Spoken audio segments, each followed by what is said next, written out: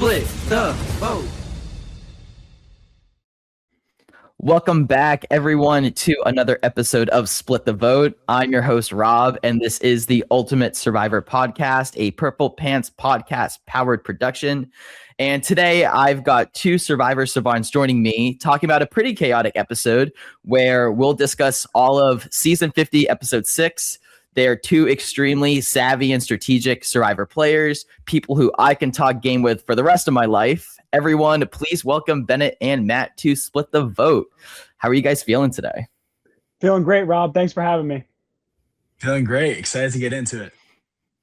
All right. Awesome. Well, then let's just jump right in, right? So I think the first thing we really got to talk about is the big twist of this episode where we're merging at 17 players, the biggest merge in Survivor history, and we have the Blood Moon twist. So there's a lot to unpack here. So first, I just really want to hear your guys' initial reaction to the Blood Moon twist.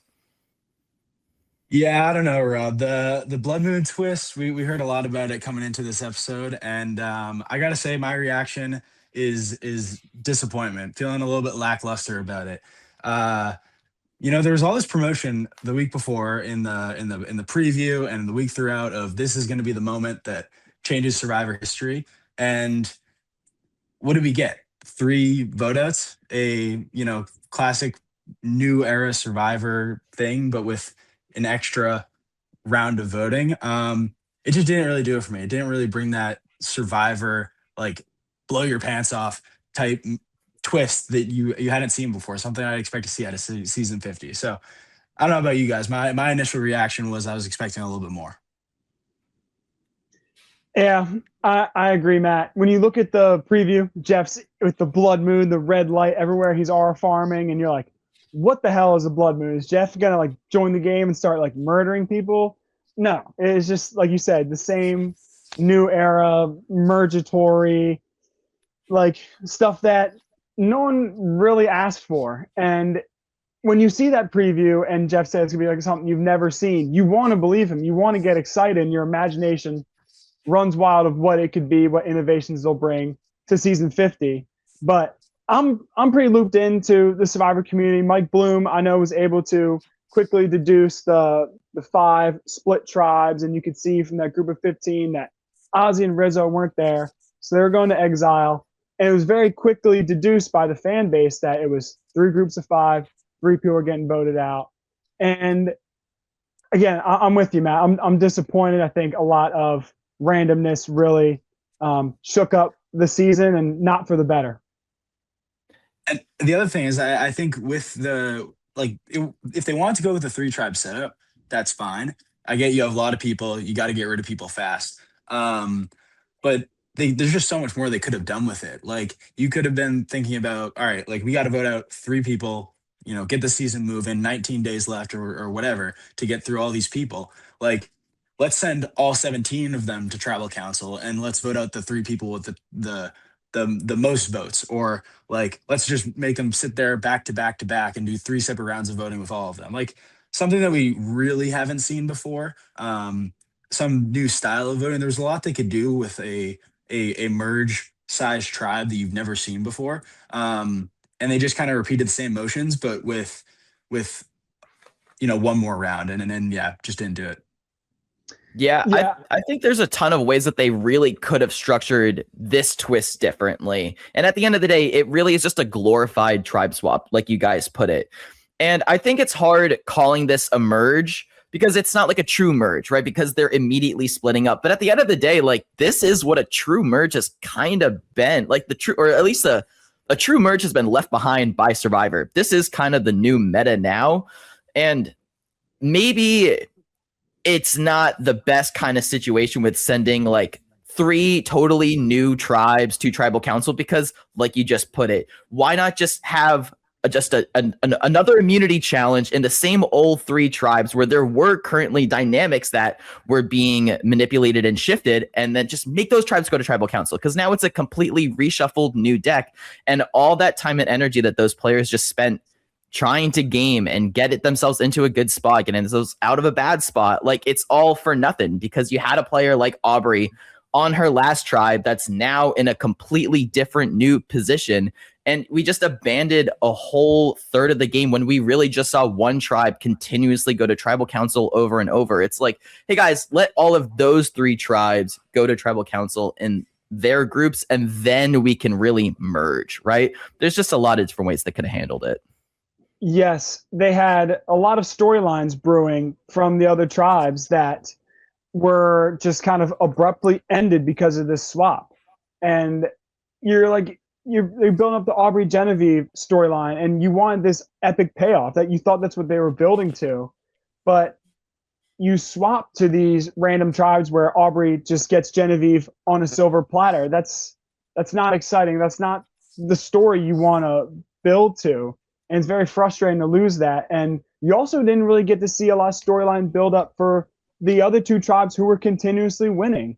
And you want a payoff of them having a vote and seeing those dynamics unfold to see who's working with who. And in my opinion, that could have been done by maybe doing more double boots in the pre-merge instead of doing single, and then triple. I get it. You want to do some single boots early on to keep players in the game for longer and hang on to your legends. But I think it would have been a smarter move to just do the double instead of all those singles. And like, what were we watching those first 5 episodes for if we were just going to shake up the deck?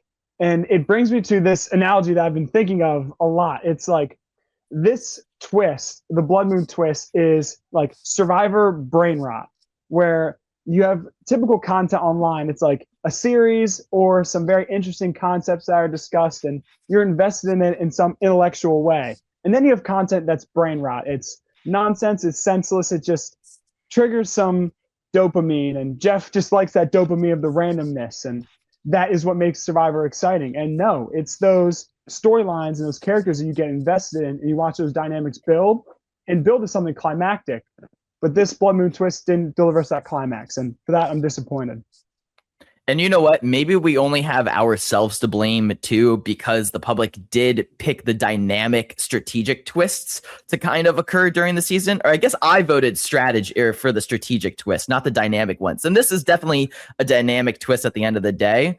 So I feel like we can't put everything onto Jeff and the Survivor production since it is in the hands of the fans. But I do think one of the pros too about at least merging at 17 is that it does allow for so much more flow of information. Because like immediately when everyone hits the beach, everyone starts telling the secrets and the information that they have just to try to garner like a better position for themselves. And we see a lot of like an information frenzy regarding the idols. Like Aubrey's idol has totally become public knowledge.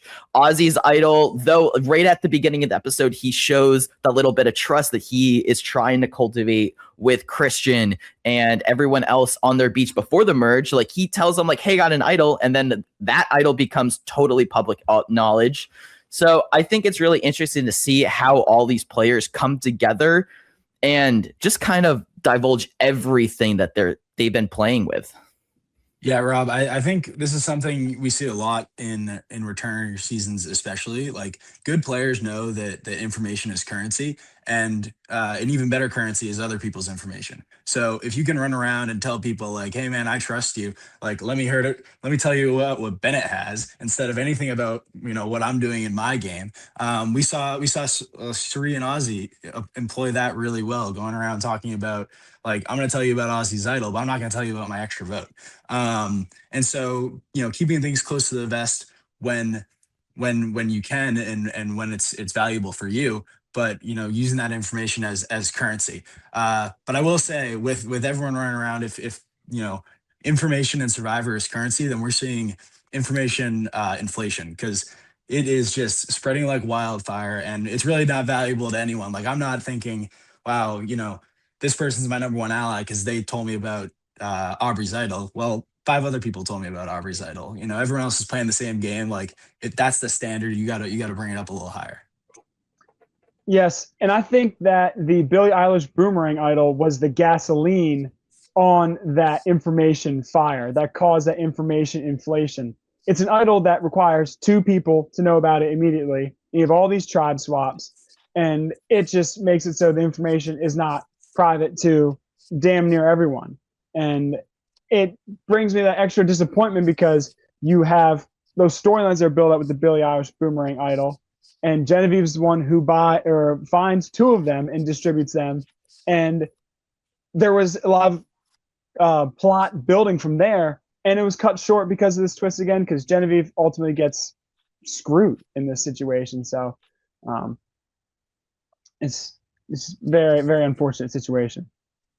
Thinking back to like the past couple seasons of Survivor 2, especially in the new era, I think one thing that the Billie Eilish Boomerang Idol really tried to maybe not change, but it really put out there that like idols are public information nowadays. Whenever someone got an idol and would tell someone about it, everyone on that beach knew about it. And once everyone merged, everyone knew. So this kind of jumped the step of that idea of like really keeping it secret to a point of, okay, if everyone's going to know about it, let's just make sure everyone knows about it immediately. So I actually really like the Boomerang Idol for that purpose, because it forces it to be public and make the players play around that aspect. But we definitely lose the strategic aspect of, hey, like I have an advantage to myself that I can keep. Like there's no secrecy anymore. But when players are able to be secretive, I think that's going to make this season so great. Like the extra vote that we just mentioned that Ozzy and Cirie have like between them, the Rick Devens and Christian Idol that's hidden at Tribal Council, I think it's going to make those moments so much better, because everyone's under the assumption of like, well, we know like who loses a vote. Like Colby's loss of vote was so public, right? That it like, not that it didn't come into play this episode, it obviously did, but there's no game-changing aspect. So having those secret advantages, I think, will be so groundbreaking for the season. Like when Savannah was voted out with the block vote advantage in her pocket, like that could have just been more fuel to the fire where, hey, not everything is public, even though it's seemingly that way. What do you think what would you hope to come of this extra vote between Ozzy and Cirie? Like, what do you think could happen because of this secrecy that isn't potentially possible with the publicity of the Billie Eilish Boomerang Idol?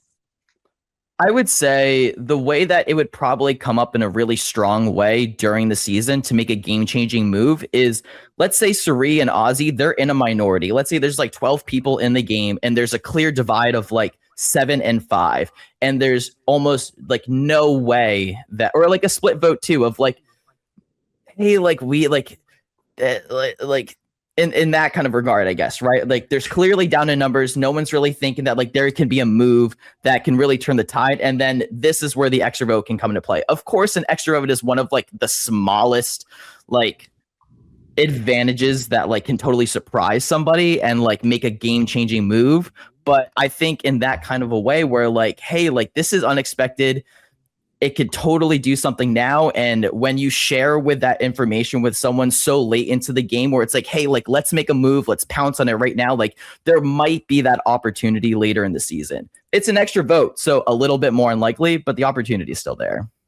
I'll make a little bit of a prediction here. I think that the extra vote that Ozzy got has already been used in the most effective way that it will be used all season. And that was in Ozzy using it as a gift for Cirie to buy her strategic prowess in the game as an asset for him. Because Ozzy, love him or hate him, he's not good at strategy. He's trying his best, but he's just like, you can see it improving, but it's just not his forte. And he fits well in the season in a lot of ways, but like he's never going to be able to compete with a lot of these strategic masterminds. And so, although call back to earlier in the season, I think he's used that extra vote really well to put himself in a strong position with Cirie. And now you see him doing it with other players in the game, like Rizzo. Like he's surrounding himself with the people who play to his weaknesses well and can bring him through the game in ways that he knows that, like from his 4 times playing already, that aren't his strong suits. How effective do you think it would be if you were to give someone that extra vote? I think it's effective in earning trust. It's super effective in my opinion. It's giving up power in the game and giving it to someone else. Be like, I want you to have power in this game. I trust you to have this advantage and not use it against me because I want to work with you. in terms of the actual utility of the advantage, as you touched on, Rob, I think an extra vote can only really help you out in niche scenarios. So I think Matt touched on it perfectly. It was used the most effectively in Ozzy giving it to Cirie and using that nugget of information, because information is currency. And you know what? Whether or not we liked the Blue Moon twist, at the end of the day, it happened, and everyone else has to kind of deal with the repercussions, right? So we do get Ozzy and Rizzo going off to Exile Island, and then the other 15 players split amongst 3 tribes. So we had one tribe consisting of Jonathan, Chrissy, Camilla, Stephanie, and Tiffany. Another with Dee, Cirie, Emily, Colby, and Coach. And the last with Genevieve, Aubrey, Christian, Devins, and Joe. Were there any of the 3 tribes, guys, that you had like an initial reaction to, maybe thoughts about where a vote could go, or just how players were kind of split amongst the alliances that were pre-existing? Yeah. First things first, Rob. It's Blood Moon, not Blue Moon. So I think you're thinking of something a lot more fun than the Blood Moon. Something I would have rather on my Wednesday night than the Blood Moon episode. Would have been a nice cold Blue Moon. But the tribe, or the not tribe, but the rock draw group that drew my attention right off the bat had to have been the Aubrey, Joe, Christian, and Devins, with Genevieve as the 5th on the outs there. I right away you see that she's in a really tough position.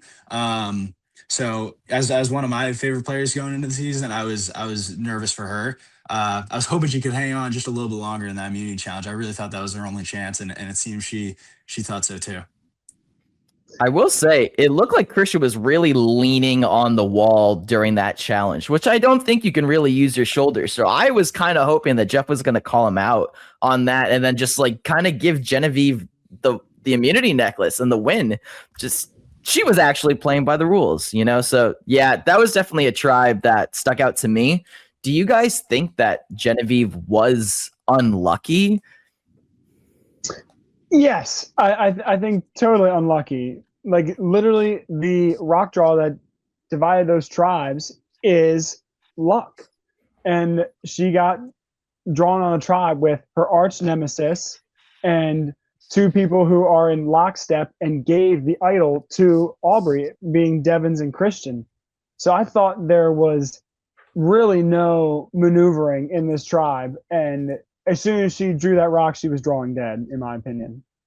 I will say, I think, like, yes, Genevieve got very unlucky, and a lot of the ways the season shook out, if she had ended up on that tribe in that 5 at any point, I think she was probably in trouble no matter what.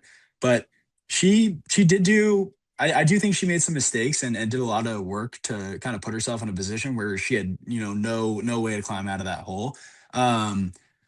Obviously there's a little bit of the, like, how you read the edit here with Genevieve getting a lot of coverage of her talking bad about Aubrey, and I'm sure there were other times where Aubrey was throwing out Genevieve's name, but all we saw, and that's all we can go on, is Genevieve going up to every single person and saying Aubrey, Aubrey, Aubrey, Aubrey on 2 separate tribes that she had. And so when you make it that clear that you're coming at someone when you haven't even, been attending a tribal council. None of those times they were on their way to tribal council, and she's saying like, "Hey, let's vote out Aubrey." She's putting a target on herself by coming at someone when the votees isn't even available for her to do it. So I thought, she did get unlucky, but all that aggressive gameplay against a single person that just bit her in the butt here. Yeah, I'll push back a little bit on that. She did get unlucky. Also, the fact that she was on a tribe with Aubrey 3 times, original tribe and 2 swap tribes. I guess, like, yes, they had not yet gone to tribal council, but I think if the divide was as great as the edit made it seem between Aubrey and Genevieve, there was no way that they were working together. And you need to have some proactivity in Survivor. If you wait until tribal council is looming to strategize, a lot of times there are bonds that are already formed, and a lot of avenues are already closed off. So you need to have some proactivity. And I can put myself in Genevieve's position, being like, all right, Aubrey and I pretty much hate each other. I have to do something to make sure that the tides are against her before she turns them against me. So, because I don't know if it was really possible for them to like mend fences. So I don't really know how many options that she had other than be proactive. Maybe just like a little less proactive, but I'm still wondering how else she would walk that line. I just think that there was, a lot of hate for Joe on that tribe from the majority. So, with Rick there and Christian seeing how Joe and Rick interact, like that's a problem they're gonna have down the road. It's not over with where it's at. So um I do think Genevieve was walking into that situation, down no matter what. But she did have a little bit of a fighter's chance, and had I personally think had she had handled the Aubrey stuff a little more delicately, that she might have had been able to appeal to at least Christian, and that would have given her enough to get Joe out there. What do you guys think about the Joe pitch? Like, I think instead of throwing Devins under the bus, you throw Joe under the bus, where it's like it's guaranteed not to have anything, and he's going to be strong, strong, strong, honor, integrity. Get that out of here before the game starts. I'm like, you know what Joe's going to do, and he's not going to work with you if you're anything but honor, integrity. So I thought pushing for Joe could have been an option. Definitely I completely agree. Than Devins, yeah. Yeah, I think that was the biggest miss by Genevieve personally, when you look at this tribe and how everything ended up. Like, you have Joe, who is aligned with the same people that Genevieve is at the end of the day, because they're on the other side of this big alliance that is brewing with Christian, Emily, and everybody else. And at least, like, from Christian's perspective, you have Genevieve coming to you being like, this is how we can work with each other. Now, if Genevieve just pitched Joe instead of Devins, the number one person that Christian is working with in this game, I think it could end up at least in a better position for her. But also, like, Genevieve could have taken it as like, hey, like, Aubrey has the idol. I don't know how you guys, because Genevieve obviously knows that it was them that gave Aubrey the idol, right? So why not be like, let's just make Aubrey feel really, really safe. Then you guys get the idol and I'm your ally. Like, I think that could have been another solid play by Genevieve as well, that we didn't see in the edit, so maybe it was considered, but I think that would have been another good route too, where it's like, hey, let's just pull a fast one on Aubrey. You guys have the idol. Now it's in your pocket. It's a full-blown idol too. It's not just one that only Aubrey can play on herself. I think that kind of a pitch was a little bit of a short-sighted miss by Genevieve as well.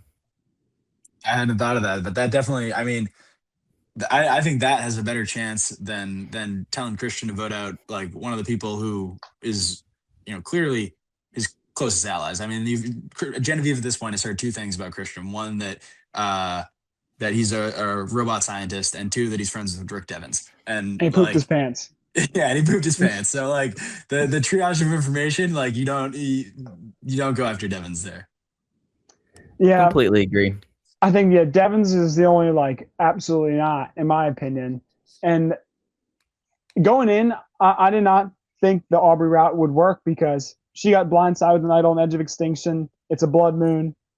She has every reason to play that thing. So I didn't think she'd have the stones to bluff it, and therefore making that move impossible. But props to Aubrey for having the stones to hold the idol. Not sure if that was the move or not. Like, part of me is thinking, like, maybe her threat level could be low enough to flush it and she wouldn't need it. But either way, she made it through the Blood Moon out of a 5-person tribe with an idol. And that blindside on Aubrey could have worked because of it.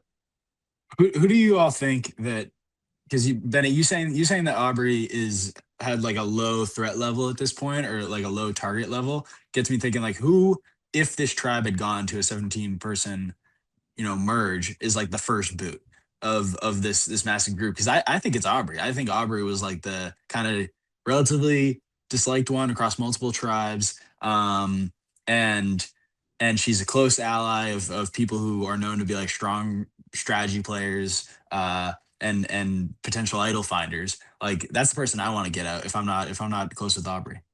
I completely agree, especially because the number one name that we heard when everyone hit the beach was Aubrey's name, because everyone's willingly talking about Aubrey and her game. And I actually think Genevieve did a really good job at prompting that on the last two tribes of pitching Aubrey. Like, when we think about Genevieve and Aubrey on those first two tribes, like if they had gone to tribal council at any point, it is Aubrey that's getting votes unless she plays the idol, of course, and Genevieve is safe. So I think it's fair to say that Genevieve got swap fucked, especially within this group of 5, rather than saying she's maybe unlucky. But I do think Aubrey is probably the person that gets heavily targeted, and at least to a point of like, hey, well, we definitely need to flush out this idol of hers. So I could see Aubrey getting votes, but then being in a position of, well, she's going to play the idol because she hears her name out there and we know she has this power. So who do you think would be then the second person to potentially get considered for that vote?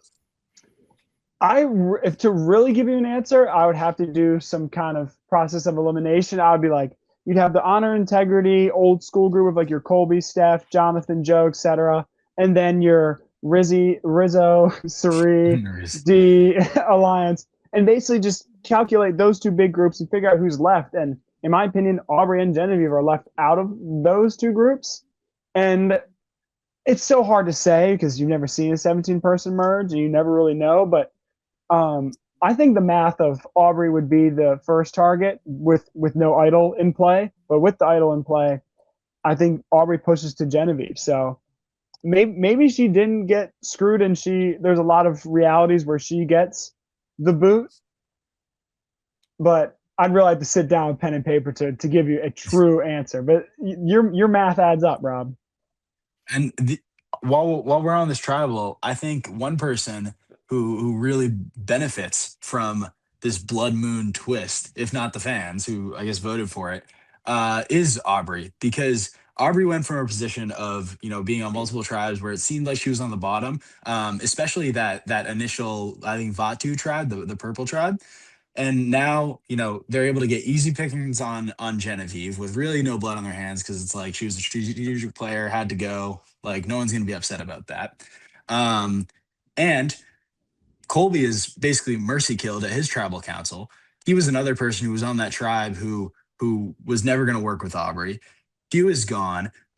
Stephanie, I don't know where she sits allies wise, besides this old school alliance that, seems to have possibly just lost its leader. So I think Aubrey comes out of this, having lost 2 strong players in the coalition against her and held on to her idol and have all of her allies intact. So I think Aubrey went from kind of being in a position where she was at least a top candidate for merge boot into now she could be in like a very strong position in this tribe.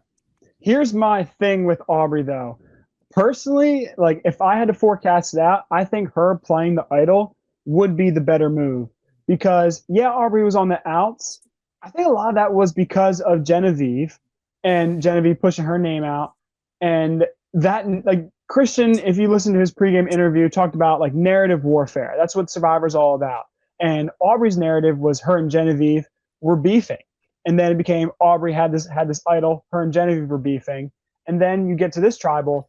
If she gets a clean shot Genevieve, no one's going to be mad at her for that. And if she plays the idol, all of her narratives are gone. And yes, she's like technically on the outs now, but you're getting close to merge time. And she goes from someone who's on the outs of a pre-merge tribe where it could be an easy boot to just keep you alive in the game to a valuable number that could really help your alliance win the war. So I think if Aubrey got rid of that idol, basically her threat level goes way down and she alligablers below the water and becomes a valuable asset to someone's alliance. And I think she'd be in an even better position to where she wouldn't even need an idol because I think she should have played it in my opinion.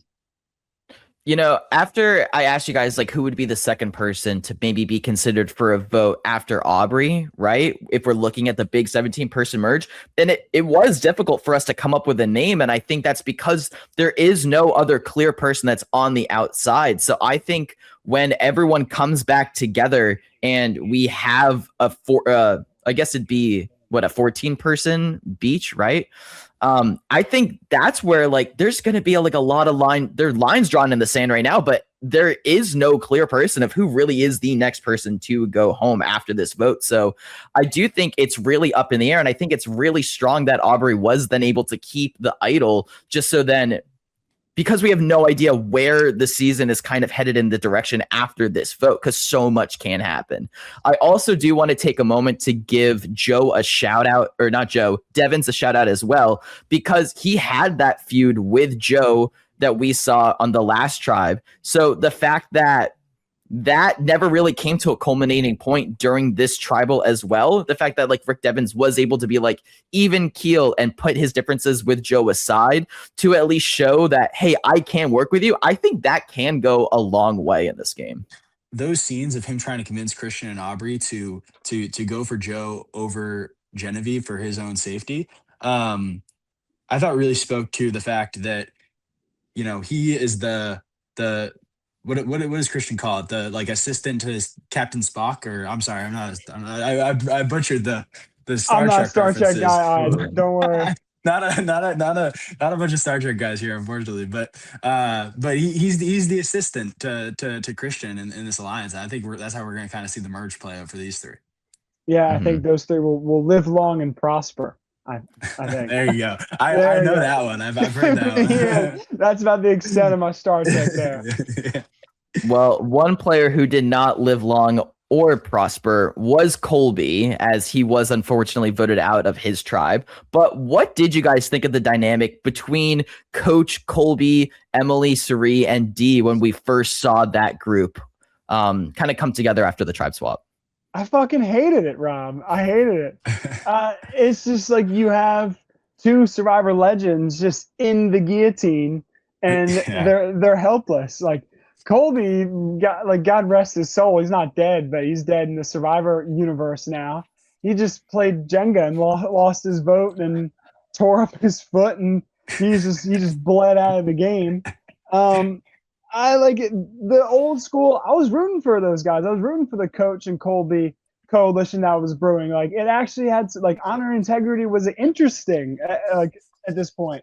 And they drew the wrong rock and they were out. And the only thing I could say watching the TV is like, Emily Flippin is right there. Like, please God, take her out.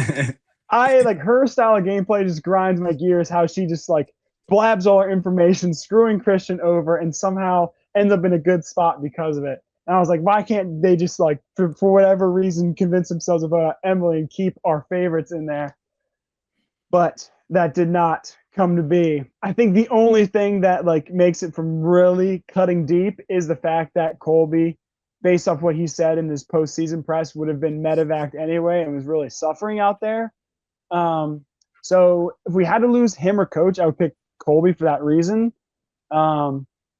But it sucks. There's no way around it. It was a bummer for sure. But like, I like seeing Colby on my screen, but like he's not gonna like wow me strategically in tribal council. I don't think he ever really had a super strong chance at winning. Like when I'm watching Survivor and Colby comes on, I'm like, oh, it's Colby. Cool. Like I like that guy. He talks nice and he laughs at Coach when he says stupid Coach things. But like he's not gonna, be a strong player more than a number in the game. So I think I was okay with Colby walking out the door here. Emily Flippin, I agree. It kind of, grinds my gears as you say, Bennett, watching her spill the beans on Christian so many times, but it's like a totally different type of gameplay. I think Emily is doing this. It seems like uncontrolled, but it's very much just her strategy, in my opinion, is just to like blurt information, and people like are kind of like, why are you telling me all this? If you are like, I guess I believe you. So we didn't get to see a lot of it tonight, but I think there is some merit to like having a player around like that who doesn't play the same type of strategy as other players. Like they're playing hard and we're getting to see what they're doing and how it's impacting the season, but it's a different type of strategic gameplay. Totally. I can respect that. Like, I think Emily brings novelty to the game and is refreshing. And I agree, Colby is not a great strategic player by any stretch of the imagination. I just want to see him like go, like have a vote and go to a tribal council and play the game just a little bit. But I do think the novelty will be good for the end game, especially if like honor and integrity dominating the game would not be fun. So I totally agree with your points on Emma. I think she's a good player and brings a lot of flavor to the season.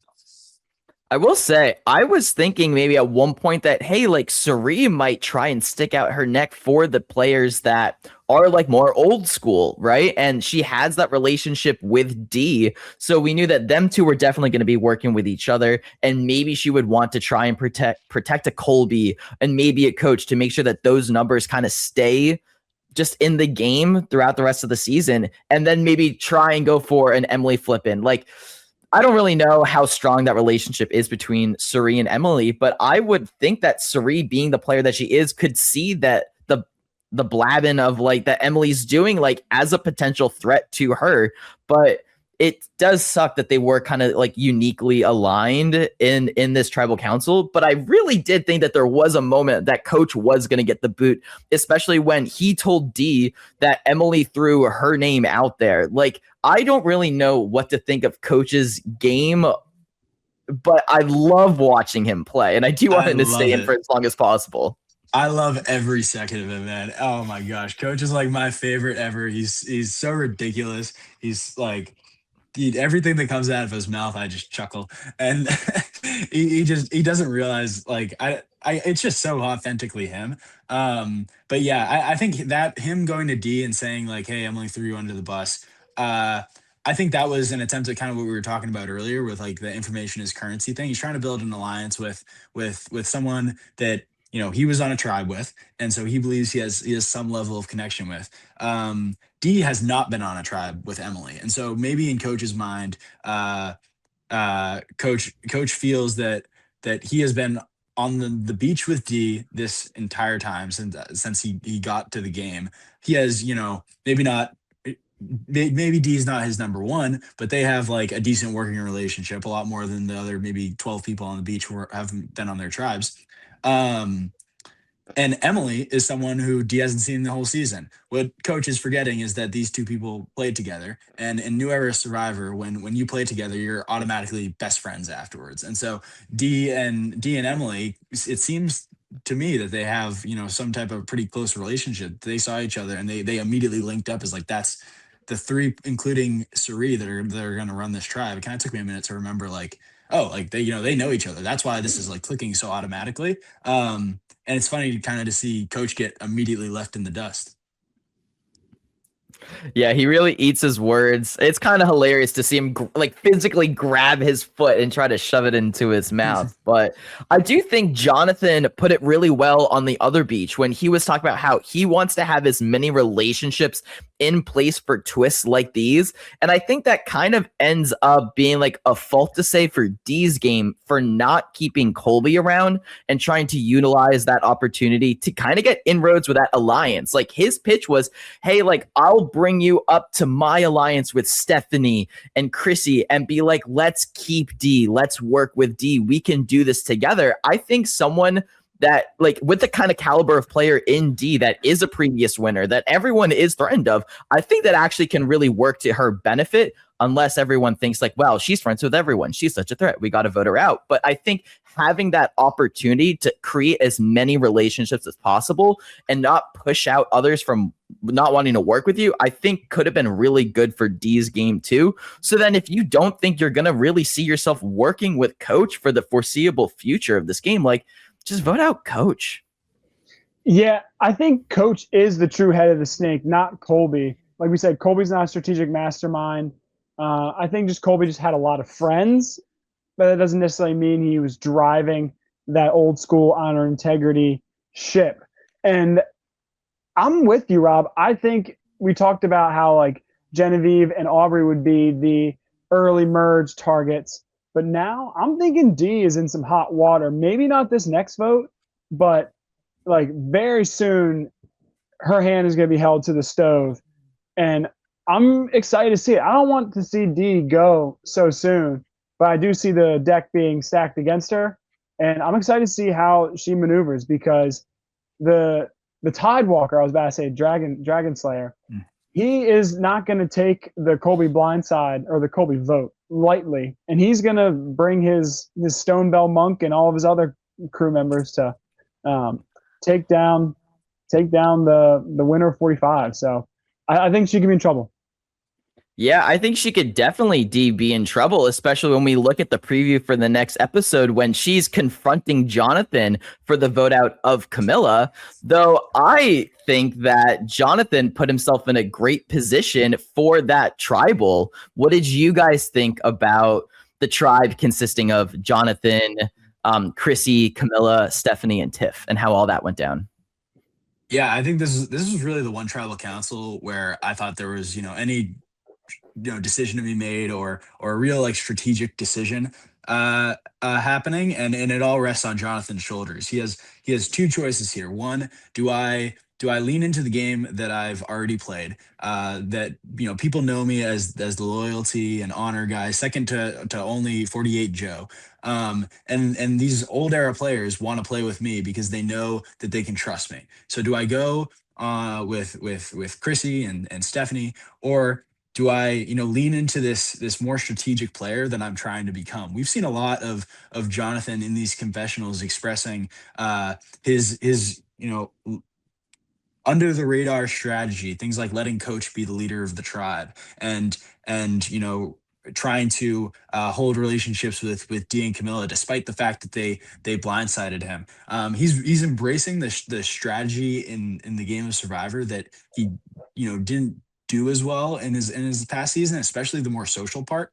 And so he had the opportunity to go with Tiffany and Camilla and embrace that side of the game. But I agree. I think he made the right decision. I think he can position himself well within this group and still play off those strategic skills that he's building up. But I would not want to be on the other end of Tiffany's hellfire that's coming next week, because she looked mad, Dee looked mad, and Jonathan. I think Jonathan is in near as much hot water as Dee is. It's going to be a tough one for him.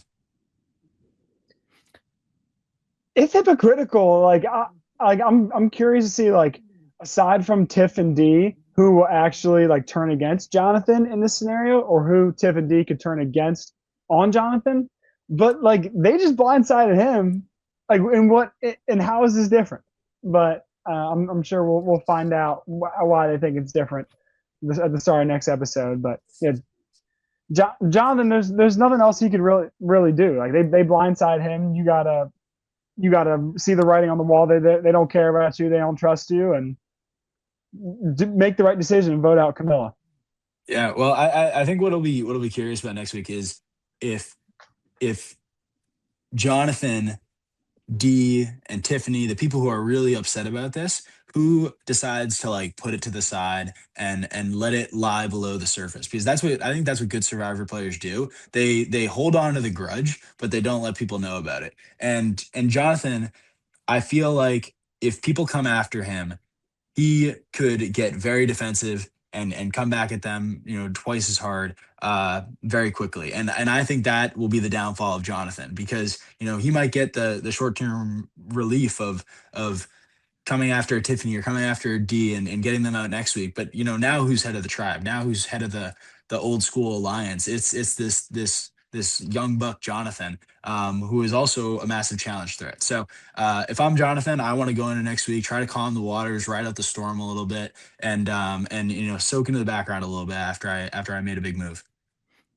I agree and disagree with that. I think Jonathan is definitely going to be defensive, because that's just who he is. He's going to want to advocate for himself and explain, well, I made this move because you guys turned on me, just like as Bennett said. I think that's also why he felt comfortable making the move, because he knew that he would walk away from this vote knowing that he has allies behind him in the old era players. So, but I don't think he necessarily feels like he's going to have to be so defensive, because he can let the other people kind of like take care of him. Like, yeah, he might be the big grizzly bear, but like big guys like to cuddle too, So I think like they could probably like give him like a bunch of pats on the back, and it's like, it's okay, Jonathan, like we're going to take care of you. Like, don't let the little like feisty Latina like get you down, So I think he's actually going to have a lot more allies at his disposal, and he might not be in the best position because of this vote, but he knew he was going to have a target on his back, leaving his tribal council no matter what. So I think if anyone's really going to draw fire, I think it's going to be Tiff and D,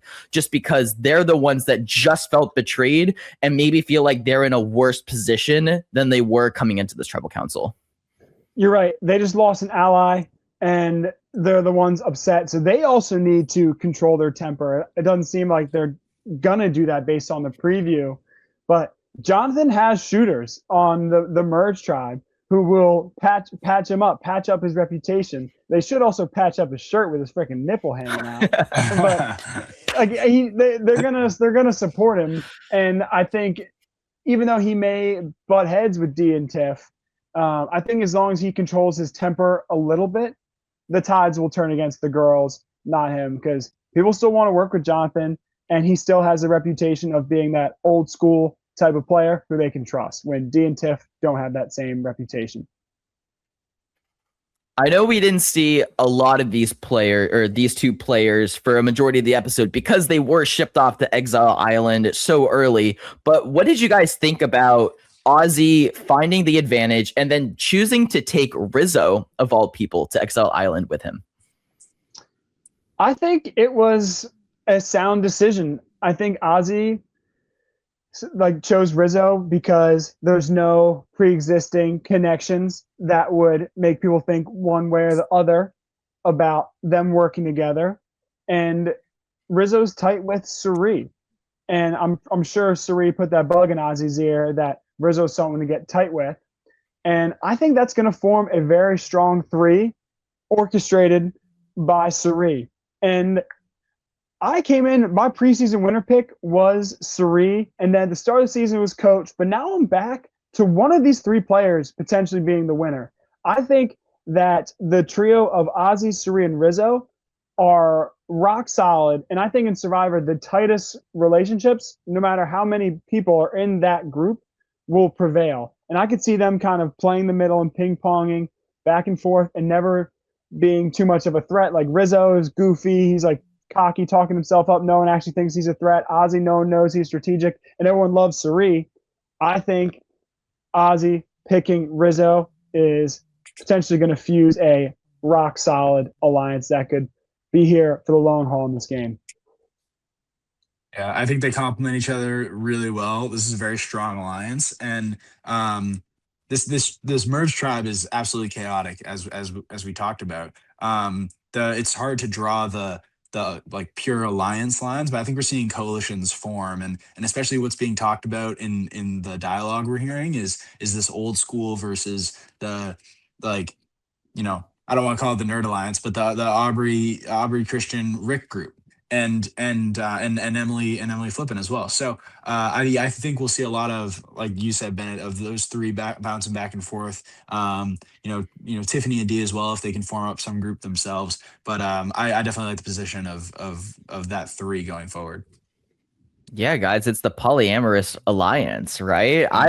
I'm really rooting for the three of them. I gotta say, I love the way that Rizzo's been playing this season as being someone that no one knows how he played the game. We know he's playing true to himself and how he approached season 49. So he's definitely taking advantage of those opportunities, and I do think Ozzy took a great advantage of an opportunity here as well to really work on that relationship, right? Like, he got Rizzo to show him the idol, but it was really Cirie, just like as you guys just put it. Like, she is the one orchestrating that alliance of three, but they're all falling in line like ducks. So I'm really excited to see how far they go into the game altogether. Anything else you guys want to talk about off the top of your minds right now? I think one more thing on that alliance off the top of my head, as we're talking about Cirie and the formation of it, I think watching this alliance come together in this episode gave me more perspective on how well Cirie is playing, and specifically in the previous episode where we saw her tell Rizzo about this extra vote that she has from Ozzy. When I saw that, I was like, that is, not the right move, Cirie. And it's hard to look at anything Cirie does and say it's not the right move. But I'm thinking, like, this isn't a small advantage you have. Like, you just met this guy. And like, why not hold on to that? You don't necessarily need to share that type of information. Don't come down and play other people's games. Like play the game that has benefited you. But now that they're in merge, Ozzy could have very well gone to Rizzo and said, "Hey, I gave the extra vote to Cirie," and then Cirie's like, "All right, yeah, like let's all work together. I really like you guys." Rizzo's like, "What the heck? We were just on the beach. You didn't tell me about this." So that was Cirie, I think, getting ahead of something she knew was going to happen. She knew that like someone was going to tell Rizzo about her extra vote, probably Ozzy, and this she may have even envisioned this alliance forming ahead of time. But by telling Rizzo, then she put herself at the center of it, and Ozzy's the guy coming in as the third, or they're both reporting to Cirie rather than Ozzy leading the charge. Yeah, the thought of that gets me excited for what could happen as this season continues to progress. And we started this podcast with feelings of disappointment, but I do want to kind of wrap it up in feelings of gratitude because I've loved this season. This Blood Moon fiasco was a bit of a hiccup, and I'll kind of go back to the Survivor brain rot. Like the beginning of the season, it's like watching the most inspiring, interesting content on your feed, and then you scroll a little bit, then it's brain rot, and you zone out for a little bit, and then an hour goes by, and like you snap out of it, and then you scroll a little bit more. It's like, oh yeah, here's that like interesting content that I love. Let's continue to consume it, keep it going. Let's just stay away. Let's watch the YouTube videos, not the YouTube reels, So I'm hoping that the brain rot is behind us and we're off to the mecca of a season that is season 50. And hopefully this trio of Rizzo, Cirie, and Ozzy is in it for the long haul as we think they are. And just hope our favorites, all of our other favorites, can go out in more honorable ways than those who fell victim to the evil Blood Moon. I couldn't agree more with you guys at all. So as we wrap up this episode, I think right now is a good time for the Torchy Awards. You might be asking yourself right now, what are the Torchy Awards? Well, every episode, me and my co-host, we each individually give a player our Torchy Award for being the player of the episode. It could be someone who you think played the best game, or just someone you loved and enjoyed watching this episode. So first, I'd like to hear from our guests who their Torchy Awards are going to be this week. Matt, you got yours, or? Yeah. I'll say I came into this episode thinking, or I came into this conversation thinking that Aubrey played the best game tonight. She, got to jump in with her allies, got her number one enemy out, and held on to her idol in the process. But I think Aubrey maintains that level of target. Bennett's argument about how holding on to this idol could be dangerous for her game, and watching that information really explode, I could see her as an early target continuing in the game as this old school versus the Nerd Alliance kind of brews and comes to a fold. So I'm gonna give my Torchy Award to Jonathan. I think Jonathan made the best strategic move of the night tonight. I think he really set himself up well to be in a strong position of a leading alliance going into the next portion of this game. He had to burn a couple of bridges along the way, but like he is watching him and develop as a strategic player in this game and positioning himself with the players who can complement that well, I think puts him in a really good position. So definitely it was a very strong episode for Jonathan, and I'm hoping he can capitalize on it. Okay. I am going to go with someone who's not Jonathan, but is very much involved in the move that Jonathan made. I'm going to go with Chrissy. It was ultimately Jonathan's decision, and you could say that, it was easy to turn on Camilla because she blindsided him before. But Jonathan's trying to be a new player who forgives people or is a little bit more fluid. So it wasn't necessarily slam dunk to pull Jonathan in. Chrissy still could mess that up, but she did not. She was able to convince Jonathan, we're cut from the same cloth, join us, let's take out these new school players. And I think that is going to pay dividends for her. And she's going to get the benefit of getting Camilla out without the blowback that Jonathan's getting. So I thought that was masterful. And I just love the confessional where Chrissy was like playing possum, saying, I just want to go out with joy. And then in the confessional, like, yeah, like I just want everyone to be friends, and if I go out, I go out. But I don't think that's today. When she had that pause and kind of delivered that line, I was like, that's what I was waiting for you to say, Chrissy. Let's go. And she was able to get Camilla out. So I'm giving it to Chrissy. That's the badass heroes hustlers, Chrissy, that I've been waiting to see this season. So it's good to have her back. Yeah, Chrissy understood the assignment. She was able to appeal to Jonathan and get him on her side while saving herself and not receiving any bad blood to kind of come for the next vote, as it kind of looks like going into the preview. So these are the two players that I was between giving my Torchy award to. And it's so difficult to split hairs between them. But I think I'm going to go. I think I'm going to give it to Jonathan for being in control of his game and making the difficult move and going against Tiffany and Dee and everyone else who like turned on him. I think he set himself up very well. And I think Chrissy set herself up even better. But I think Jonathan is the player of the episode, in my opinion. Anything else? Oh, no, you go. You could say you split the vote on the Torchy award. Yeah, we really did. Yeah. Bennett, you're going home. I won that split. Oh yeah, man. It was nice knowing you guys. Good playing with you. Yeah, if you hadn't said Chrissy, I was gonna give her my vote too. So that's all right though.